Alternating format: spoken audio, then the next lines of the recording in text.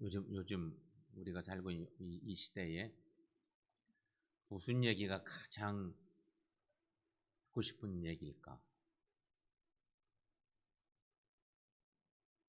시대적 상황을 반영해서 얘기하자면 어떤 소식이 왔으면 좋겠어요? 요즘은 응?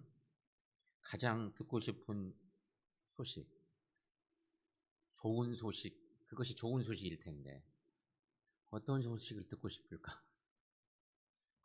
마스크 좀 안 쓰고 다녔으면 좋겠다 뭐 이런.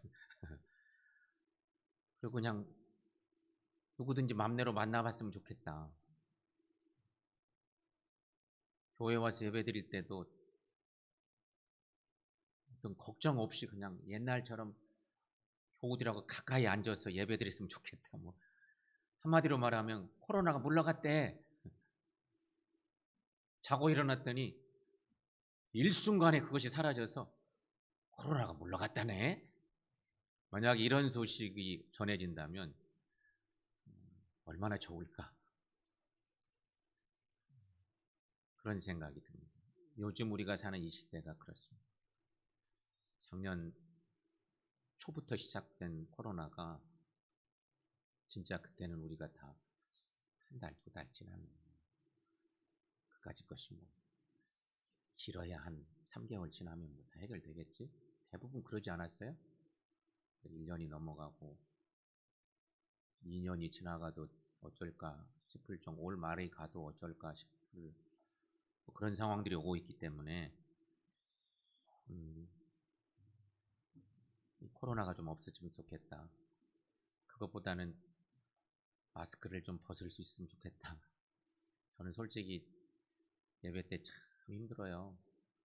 여러분은 저 마스크 안 쓴 모습 보시잖아. 근데 저는 여러분의 마스크 쓴 모습 보기 때문에 처음에 마스크 쓰시고 전부 다 교우들이 이렇게 앉아 계시니까 누군지를 잘 모르겠어요. 근데 지금은 다 알죠, 이제. 다 마스크 하나가 그런 거더라고요. 저분이 말씀을 듣다가 웃고 계신 건지 찡그리고 계신 건지 알 수가 없어요. 눈만 가지고는 알 수가 없어. 표정을 알 수가 없어. 우리가 그렇게 예배를 드려온 지 벌써 시간이 길게 났어요. 마스크를 벗을 수 있대. 그러면 얼마나 그것도 기쁜 일일까 그런 생각이 드는데 여러분 복음이 뭔가? 복음이 뭔가? 사진 하나 올려보세요. 복음이 뭘까? 오늘 말씀 제목이 복음이란 무엇인가? 뭐 얼마나 우리가 잘 아는 얘기입니까? 복음이 뭔지 정의 내려보라고 하면 쉽지 않습니다. 답은 알죠? 복음은 예수님이에요. 복음은 가장 쉬운 정답은 예수님이에요. 근데 그 정답이지만 그와 관련된 여러 내용들의 얘기를 성경은 얘기하고 있어요. 그래서 오늘은 그 얘기를 말씀 속에서 나누려고 하는데 복음이란 뭔가 거창한 건 아니지만 예수님이지만 답은 그걸 좀 다르게 얘기하면 하나님께서 인간에게 들려주시는 하나님 나라 소식, 이게 복음.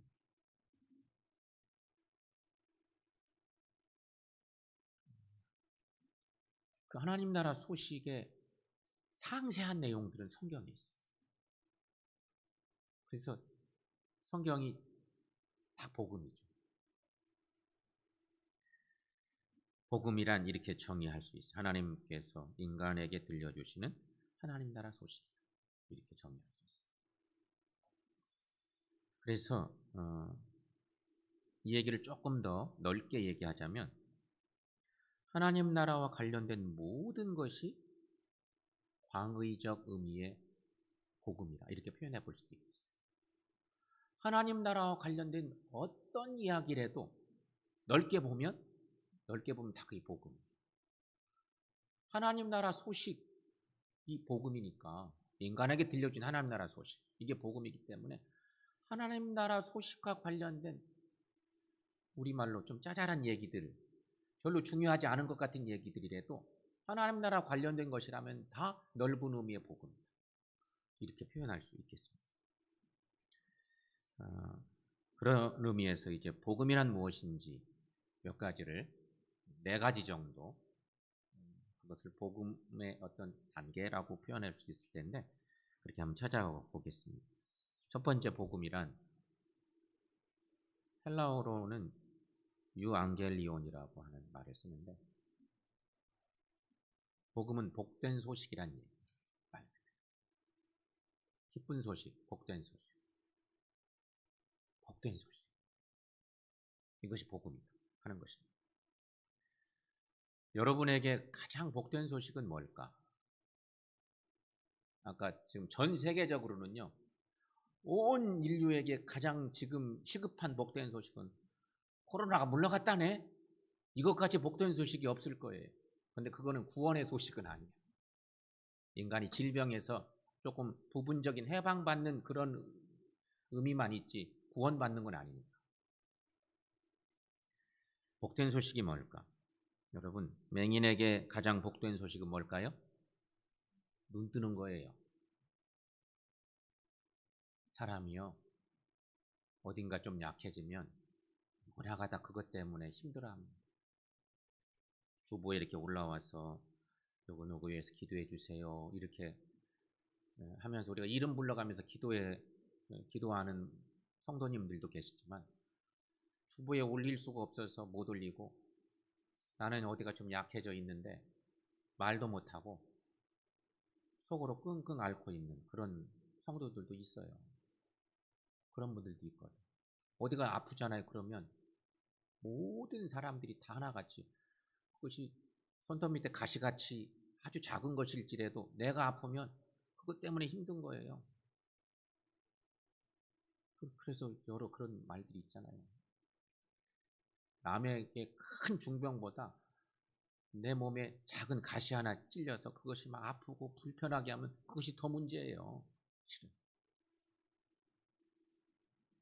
그러니 여러분, 눈 안 못 보는 맹인에게 최고 기쁜 소식은, 당신 눈 뜰 수 있어, 당신 볼 수 있어, 이런 얘기를 듣는다면 그보다 기쁜 소식이 어디 있겠어요. 불치의 병으로 사형 선고받은 환자가 있다고 해봅시다. 그 환자에게 당신 나을 수 있어, 걱정 마, 이보다 기쁜 소식, 복된 소식은 없을 거예요.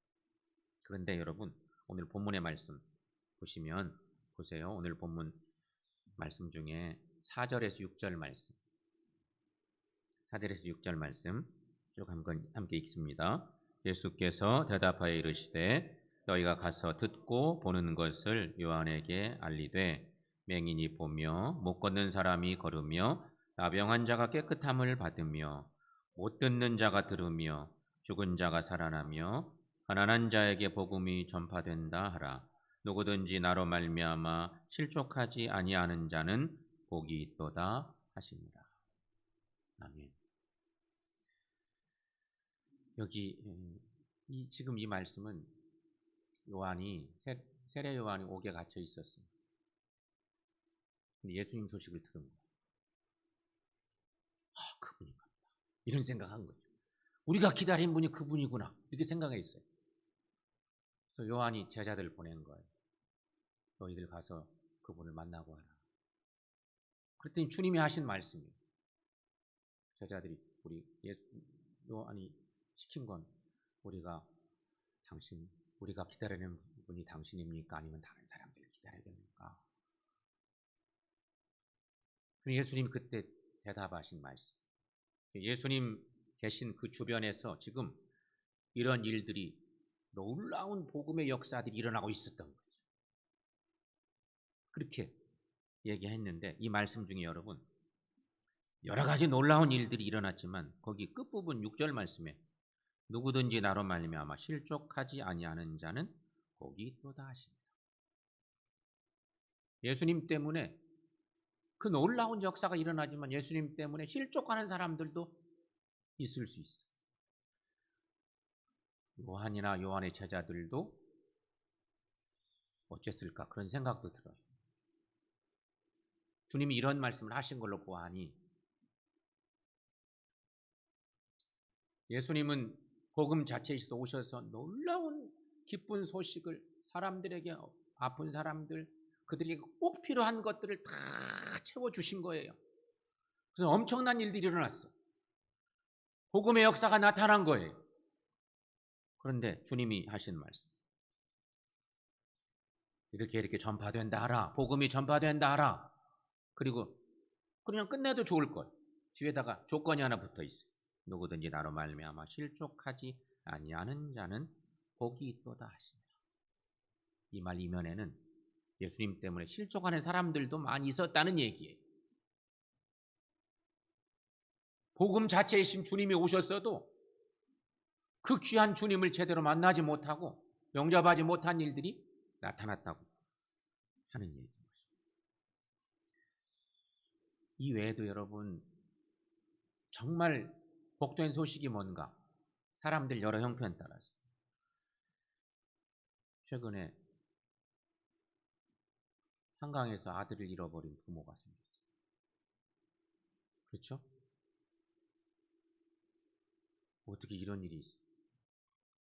참 황당한 일이죠. 그런데 그 아들만 잃어버렸을까요? 이해할 수 없는 일들이 너무 많아요. 갑자기 사람이 사라지는 일들이 너무 많아요. 지금도 사실은 제대로 막 그런 거 안 나타나니까 그러지 너무 그런 사람들이 많아요. 그런데 자녀를 잃은 부모에게 최고 기쁜 소식은 뭘까요? 자녀를 잃어버렸어요. 잃어버렸어요. 그 아들 찾았다네. 이것까지 기쁜 소식이 어디 있겠어요. 요새 너무 경기가 어렵고 사업이 어렵다고 하는데, 경기가 너무 어려워져서 어느 사업을 하던 분이 부도가 나버렸어. 어떻게 해볼 재간이 없어. 어떻게 그냥 손 쓸 수가 없어. 그런데 어느 시기에 탁 부도 회생할 수 있다네? 괜찮아. 해결됐어. 누군가가 이렇게 손을 써줬어. 이게 최고 기쁜 소식입니다. 이보다 더 기쁜 소식 없습니다. 사람들마다 자기가 처한 자리에서 자기가 간절히 기다리는 모든 것들이 일어날 때 최고 기쁜 소식인 거죠. 여러분, 마찬가지입니다. 죄와 허물로 죽을 수밖에 없는 우리 인류에게 복된 소식은 죄를 용서받고 구원받아 살 수 있다는 소식.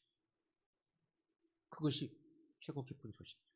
그러니 여러분, 예수님이 복된 소식입니다. 여기서 이제 두 번째, 복음이란 복된 소식이라는 얘기를 했는데, 두 번째는 인류는 하나님께 죄를 지음으로 사형 선고를 받았고 생명을 잃게 된 자들이다.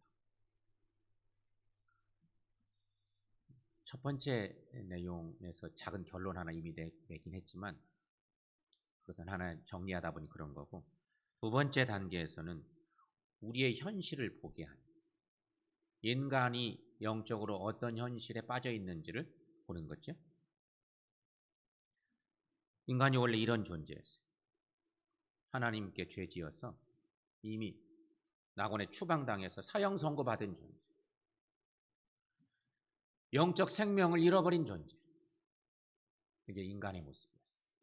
그런데 하나님께서는 온 인류를 사랑하셨습니다.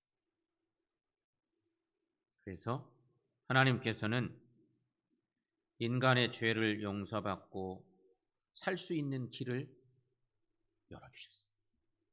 사랑하셨기 때문에, 하나님이 인간을 사랑하셨기 때문에 인류를 위해서 죄 용서받고 구원받아 살 수 있는 그 살 길을 열어주셨습니다. 그 살 길이 예수님이십니다. 그 길이 바로 예수님이랍니다. 성경이 얘기하는 복음의 핵심이 바로 그것입니다. 예수님은 이 땅에 오셔서 죄 문제를 해결하기 위해서 죄의 형틀인 십자가에서 죽으셨습니다. 죄가 없으신 예수님이 죄인의 형틀에 매달리신 것입니다. 만약에 예수님이 죄인이었다, 그러면 우리 죄를 해결할 수가 없어. 그렇잖아요. 죄 없으신 예수님이 죄인의 형틀인 십자가에서 죽으신 거예요. 그래서 인류의 죄를 대속해 주셨어요. 예수님의 죽으심은 인류의 죄를 대속하는 죽으심이었다는 것입니다. 에베소서 1장 7절의 말씀, 여러분 에베소서 1장 7절 함께 읽습니다. 우리는 그리스도 안에서 그의 은혜의 풍성함을 따라 그의 피로 말미암아 속량 곧 죄사함을 받았느니라. 아멘.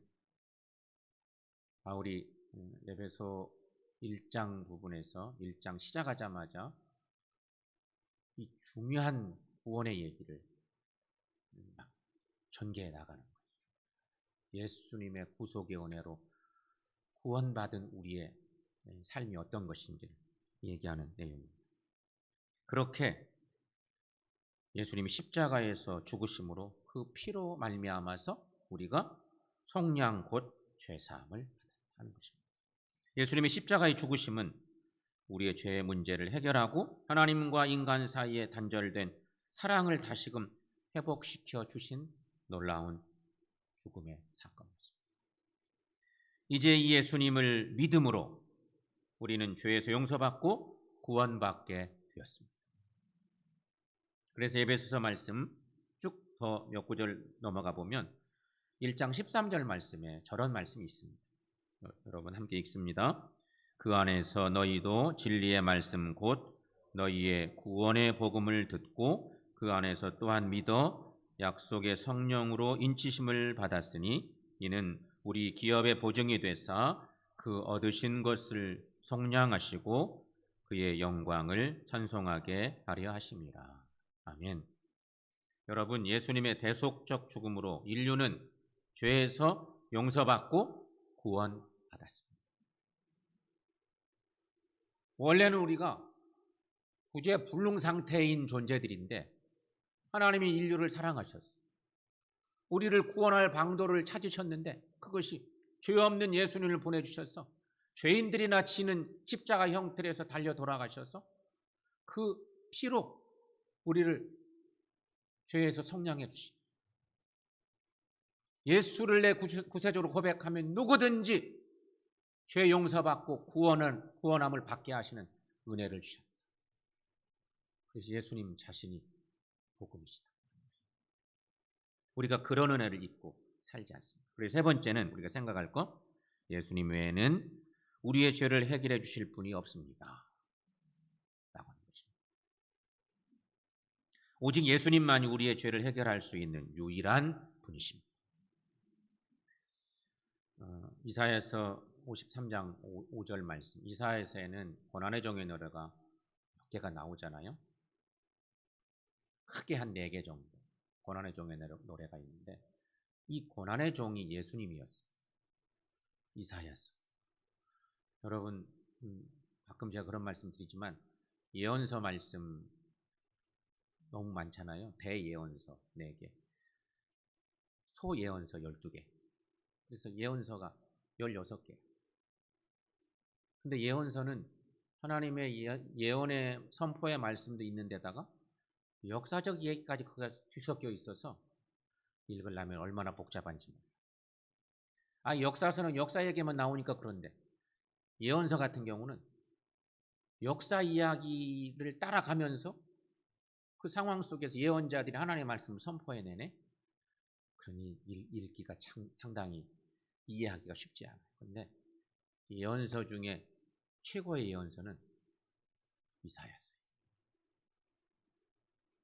성경을 다 읽기가 어렵다. 예를 들어서. 그러면 예언서를 읽어야 된다 그러면 반드시 이사야서를 읽어야 돼요. 그래서 이사야서는 구약의 복음서라고 하는 별명도 붙어 있어요. 예언서인데 구약의 복음서. 사실은 모든 성경이 다 복음이에요. 그런데 이사야서를 복음서라고 붙인 구약의 복음서라고 얘기하는 이유는 신약의 많은 말씀들이 마태복음 특별히 마태복음 읽어보면 이사야서의 말씀들을 얼마나 많이 인용했는지. 이사야서 예수님 얘기가 너무 많아. 오실 예수님에 대한 예언의 메시지가 많은 거예요. 그러니 구약의 복음서. 진짜 신약의 복음서에서 너무 많이 이사야서의 말씀을 인용하니까 그만큼 영향력이 있다. 예수 그리스도에 대한 그 복음을 너무 많이 증거하고 있습니다. 그런 의미에서 여러분, 이 말씀은 그래서 귀한 거예요. 고난의 종이 예수 그리스도시기 때문에. 이사야 53장 5절 말씀 함께 읽습니다. 그가 찔림은 우리의 허물 때문이요 그가 상함은 우리의 죄악 때문이라. 그가 징계를 받음으로 우리는 평화를 누리고 그가 채찍에 맞음으로 우리는 나음을 받았도다. 아멘. 우리가 구원받고 하나님의 자녀 되는 결정적 이유는 예수님 때문이에요. 주님이 철저하게 고난의 길로 가셨기 때문에 우리를 생명길로 인도하실 수 있었다는 거예요. 나 못 가겠습니다. 이랬으면 하나님의 인류를 향한 그 사랑의 구원 역사를 이룰 수가 없었다는 거죠. 인간은 죄 문제를 해결받지 못하면 영원히 멸망받게 되고 그래서 불타는 지옥에 갈 수밖에 없는 존재. 그러므로 여러분, 우리는 살기 위해서는 예수님을 만나야 합니다. 예수님을 믿어야 합니다. 예수님을 통해서 그래서 영원한 천국 백성, 이게 복음의 핵심이에요. 오직 예수님 외에는 우리 죄를 해결해 주실 분이 없습니다 하는 것입니다. 네 번째, 자 그렇다면 이제 결론을 내겠습니다. 네 번째, 예수님만이 길이요 진리요 생명이시며 문제 해결의 유일한 방법입니다. 예수님만이 유일한 구원의 길이십니다. 성경은 말합니다. 주님이 하신 말씀입니다. 요한복음 14장 6절 말씀 함께 읽습니다. 예수께서 이르시되 내가 곧 길이요 진리요 생명이니 나로 말미암지 않고는 아버지께로 올 자가 없느니라. 아멘. 이 말씀은 예수님이 직접 하신 말씀. 이런 문제로 지금도 고민에 빠져 있는 사람들이 있을 수 있어요. 예수 안 믿는 사람들은 천국이 어디가 있어? 예수가 어디 있어? 뭐 이렇게 얘기하고 나설지도 몰라요. 영적인 이 세계를 그들이 어떻게 알아요? 근데 주님은 분명히 이렇게 말씀하셨고 영원히 죽을 수밖에 없는 우리들을 하나님이 너무너무 사랑하셔서 죄 덩어리인데도 하나님은 사랑하시는 거예요. 이놈들을 내버려두면 안 되는데 어떻게 구원할까? 하나님은 온 인류를 사랑하신다. 예수님 보내주시고 예수님을 통해서 이런 구원의 역사를 이루셨는데 주님만이 유일한 생명길인데 주님이 그 말씀으로 정확하게 말씀하십니다. 정말 맞나? 이래저래 우리가 잘 못 믿어 할 때 지금 이 말씀을 하실 때도 예수님 주변에 있는 성경 이 스토리 속에 이런 것들에 대한 이해가 확실하지 않은 주님이 정확하게 말씀하십니다. 내가 곧 길이요 진리요 생명이니 나로 말미암지 않고는 아버지께로 올 자가 없다. 결국은 우리가 하나님께로 돌아가는 거예요. 근데 그 하나님께로 온전히 돌아가는 구원의 최고의 길은 예수님이라는 거예요. 구원자 예수 그리스도. 그러므로 여러분, 예수님께서 나의 죄를 대신하여 죽으신 것을 믿고 예수님을 구세주로 영접하면 누구든지 죄를 용서받고 하나님의 자녀가 되고 천국에서 영원히 살게 된다는 것입니다. 이것이 복음의 핵심입니다. 자, 예수님이 또 요한복음 11장에서 이런 말씀을 하신 적이 있어요. 요한복음 11장 25, 26절 말씀 거기 함께 읽습니다. 예수께서 이르시되 나는 부활이요 생명이니 나를 믿는 자는 죽어도 살겠고 무릇 살아서 나를 믿는 자는 영원히 죽지 아니하리니 이것을 내가 믿느냐 이르되 주여 그러하외다. 주는 그리스도시요 세상에 오시는 하나님의 아들이신 줄 내가 믿나이다. 아멘.